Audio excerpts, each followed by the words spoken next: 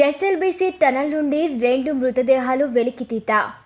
SLBC tunnel వద్ద సహాయక చర్యలు 18వ రోజు కొనసాగుతూ ఉన్నాయి. సొరంగంలో చిక్కుకున్న వారిని ఒక్కొక్కరిగా గుర్తిస్తూ ఉన్నారు. సహాయక చర్యల్లో భాగంగా ఆదివారం ఎట్టకెలకు ఒక మృతదేహాన్ని గుర్తించి వెలికి తీశారు.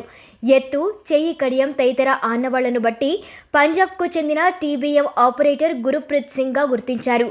గురుప్రీత్ సింగ్ మృతదేహం లభ్యమైన చోట మరో 2 ఆనవాళ్లు గుర్తించినట్లు తెలుస్తోంది.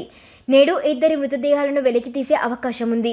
గత నెల 22న ఎస్ఎల్బీసీ సొరంగంలో చోటు చేసుకున్న ప్రమాదం కారణంగా 8 మంది టన్నల్లో చిక్కుకుపోయారు. అప్పటి నుండి సొరంగంలో సహాయక చర్యలు కొనసాగుతూ ఉన్నాయి.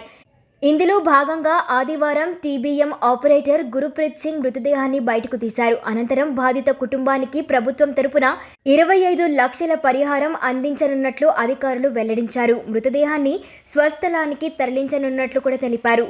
సహాయక చర్యల్లో భాగంగా సొరంగం లోపల పేరుకుపోయిన మట్టి, టీబీఎం యంత్రం దిగువన డాప్లర్ సాంకేతికతతో కొన్ని ప్రాంతాలను గుర్తించారు. కేరళకు చెందిన క్యాడ్వర్ డాగ్స్ కూడా పలువురి ఆనవాళ్లను పసిగట్టాయి.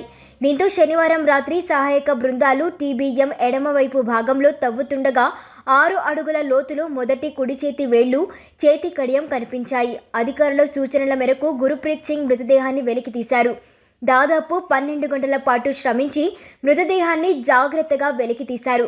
ఇంజనీర్ ఆచూకీని కనుగొన్న ప్రాంతానికి కొంచెం అటు ఇటు మరో 3 జాడ ఉన్నట్లు అనుమానిస్తూ ఉన్నారు. ఈ రోజు మరో 2 జాడ లభించే అవకాశం ఉందని సహాయక బృందాలు తెలిపాయి. మిగిలిన వారు సొరంగం చిట్ట చివరి భాగం వద్ద టీబీఎం కటర్ సమీపంలో చిక్కుకొని ఉండవచ్చని అంచనా వేస్తూ ఉన్నారు. ఎస్ఎల్బీసీ సొరంగంలో మృతదేహం లభ్యమైన గురుప్రీత్ సింగ్ స్వస్థలం పంజాబ్ రాష్ట్రంలోని తరాన్. రాబిన్స్ సంస్థలో 2022 నుండి టీబీఎం ఆపరేటర్గా పనిచేస్తూ ఉన్నారు. ఆయనకు భార్య రాజేందర్ కౌర్, 2 కుమార్తెలు ఉన్నారు. భార్య, పిల్లలు స్వస్థలంలో ఉండగా గురుప్రీత్ సింగ్ 3 ఏళ్లుగా దోమల పెంటలోని రాబిన్స్ క్యాంప్లో ఉంటూ విధులు నిర్వహిస్తూ ఉన్నారు. ప్రమాదం జరిగాక బంధువులు వచ్చి కొన్ని రోజులు వేచి చూశారు. ఆచూకీ తెలియకపోవడంతో స్వస్థలానికి వెళ్లిపోయారు.